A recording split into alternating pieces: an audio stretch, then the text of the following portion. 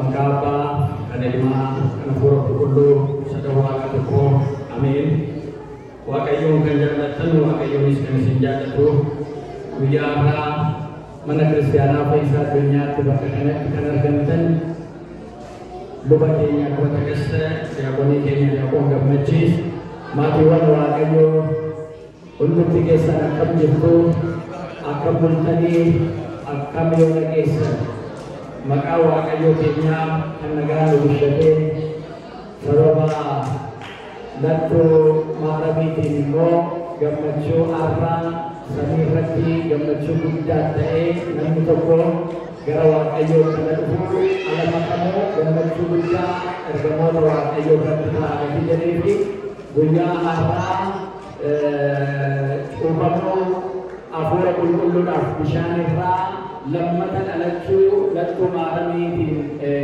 kesumota tanis kan uftan kunti kesan bagana kan uftani bagawa kayu buya kana dure bagawa kamachu kana genya buya kamachu budana ililla arkawli bidawra afwa kayu ngala tikfanna yesu buya na bersisa kenya turu godani bersisa ni kirani dokter nabisa wa kayu bertajajil sana saderesu farfatto di kenya sedai manis dari budana sile akalwa farfatani wa kasani kana tifatani wa kayu farfatto di kenya bertajajil sani isani saderesu ega wanti budan namni kanintino mamane wa kayu galati fachura afiyachura kanuma me wa namni sabab ni timumamne wa kenya galati fachura kanafimo sammunu kennetu dirqameetu ta'in fedhi isaatiin nama galati fatu gati kana guyyaa har'a gammachuudhaan faarfattoota daa'imman keenya akkana afaan ingiliffaatiin afaan oromootiin akkana baragala faarfatan faarfattoonni gurguddaan akkana la faarfatan afaan ofiitiin akkana waaqayyoon ala galateeffatan caalaa kan nama gammachiisu hin jiru waaqaaf galanni haa ta'u.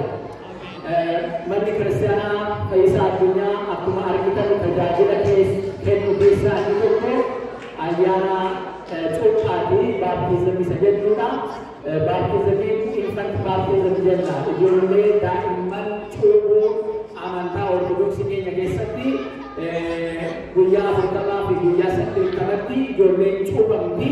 Inni kun kitaaba qulqulluu keessaa kootii godhanneetu ijoollee daa'imman cuuphnaa jechuudha. Inni kuni maatiin adaraa fudhata jechuudha. Kiristinnaa kana barsiisuudhaaf maatii kiristinnaa irraa dhufanii maatiin ijoollee isaanii immoo amantaa barsiisu akkuma amma argitamu kana ijoolleen as jiranuu sila toora qabatanii qurbaanuu sana ala arginu ijoolleen kuni amma of beekanutti gaardiyaan yookaan maatii isaanii jala ta'aniitu kiristinnaa baratu jechuudha. Gati kanaa nuyi akka luboota akkasitti cuufnee jirra guyyaa har'aa lammata lattuu maariyaam alachuusee agarsiisnee jirraa jechuudha. Kun immoo gammachuu guddaa kan biraa akkuma taqasamee barsiisaa keenya barsiisee giddu galeessa cuumaati yeroo ammaa jechuudha. Tulluu gooftaa keenya Yesuus Kiristoos gara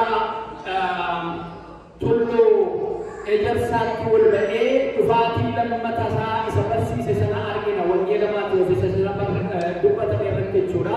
Obboleessi keenya barsiisee sila dubbifamee isa jiru irratti jechuudha. Egaa inni kun maal agarsiisa?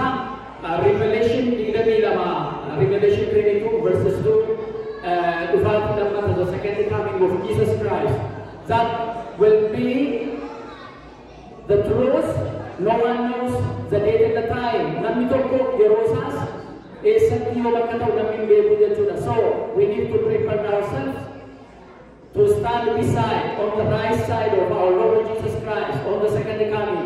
Gaafa dhufaatii isaa lammataa gara mirga isaa dhaabbachuudhaa fi fooniif dhiiga isaa kan qorroonnee jennu inni foon nyaadhaa dhiiga godhuudhaa jireenya bara baraa argattu jedhee jira. Galanni isaa haa ta'u. Gatii kana namni gooftaa keenya Yesuus Kiristoosiin jireenya isaa keessatti hin qabaanne foon isaa nyaannee dhiiga isaa hin dhugne jireenya bara baraa hin qabu gatii jedhuudhaa fi nu immoo foon isaa nyaannee dhiiga isaa dhugne jireenya bara baraa argannaa jechuudha. Kanaaf nyaadhaa foon koo kun kakuu haaraa isinii kennamedha. namni kanarraa nyaatee kanarraa dhugee jireenya bara baraa argataa nu jedhee jira. Gatii kana akka maatii Waaqayyootti nuyi gammachuudhaan jiraannaa jechuudha. Yoo lafti raasame hin shakkinu, yoo waraanni ka'ee hin sodaannu, yoo namni namarratti ka'ee addunyaa walirratti ka'ee hin sodaannu jechuudha. Maaliif qophoofnee jirra jechuudha. Yeroo hundumaa qophaa'atii jiraannaa nu jedha. Waan namaa dhaga'uuf jirtu ala dhufaatiin immoo ta'u lafa turaasamaa akkuma sila mallattoo isaa tokko tokkoon barsiisaa keenya Dooktar Ibsa jechuudha. Kanaafuu tasgabbooftanii alamni dhufu gara isaatti deemnaa, ofitti nu fudhata. Ani akka ijoollee abbaan qabaannee asitti isin dhiisu nuun jedhee jira. Gara koottiin isin fudhadhaa nuun jedhee jira. Wangeela Yohaannis boqonnaa 14 gatii kanaatiif ijoollee abdii qabnu saba Waaqayyooti jechuudhaan gatii kanaaf isa kana gammachuudhaan dhufaatii isaa eegna. The second coming of our Lord Jesus Christ is the hope for the believers.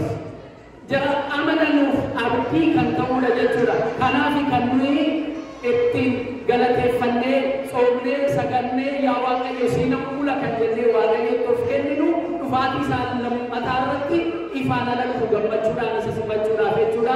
Egaa Waaqayyo nu barsiisee jira guyyaa irraa keessummoota taataniis jarri dhuftanii Waaqayyo galaa isinii qaba. Gatii kanaatiif yeroo hundumaa sagalee Waaqayyo wajjin jiraachuu, cubburraa of eeggachuu, gooftaa keenya fayyisaa keenya Iyesuus Kiristoos ilma Waaqayyo Sillaasee Abbaa ilma Hafuura Qulqulluu jennu keessaa ilmi Iyesuus Kiristoosidha. Kan ilma qabaanne eenyuun qabu jedha. Gatii kanaatiif isatti amannee mootummaan nu qopheesse kadhaalu fedhii Waaqayyoo nuuf haa ta'u. Kan amma wanaa asitti walitti nu qabee nu barsiifatee guyyaa har'aa nuu kenne galanni isaaf haa ta'u.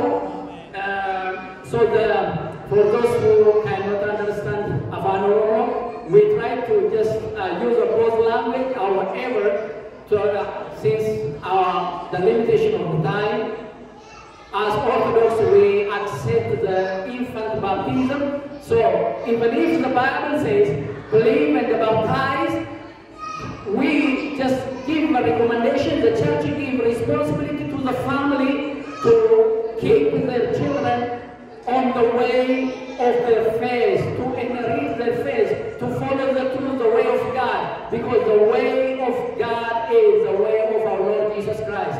That is why Jesus Christ himself says, unless otherwise you were baptized, second birth, baptized again from the water and the Holy Spirit, you can't into the kingdom of heaven. So that is why we celebrate that, and this is the great festival, the great happiness in the heaven in front of the heavenly angels, so that we celebrate that. So that's the other thing, and the Faisa Adunya, our church, the Savior of the Holy, the Savior of our Lord Jesus Christ, the Savior of the universe, the Savior of the world. We service in Afan Oromo in Washington DC and the DMV areas is found to serve our community. So we are very happy today to having you here, and hopefully we will be together in the kingdom of God. Waaqayyo mootummaa isaadhaallee akka jiraannu inni nu dandeessisu baay'ee sa'aatiin nu tariifatee jira. Kanumaaf guyyaa har'aa sa'aatii qusannaa